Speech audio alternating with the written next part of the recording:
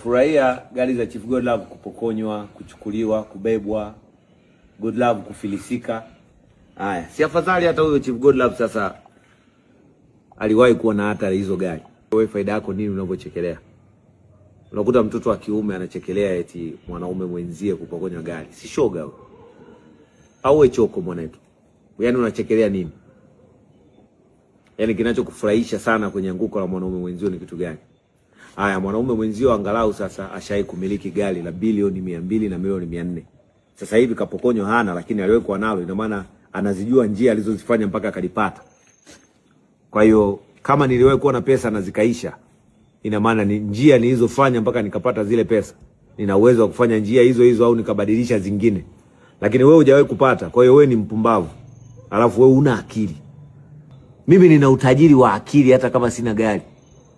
Utajiri wa akili umejaa hapa. Kwa hiyo wewe endelea kufurahia kwamba Chief Godlove amesota, sijui ana hela, sijui nini. Lakini mimi nina akili, wewe una.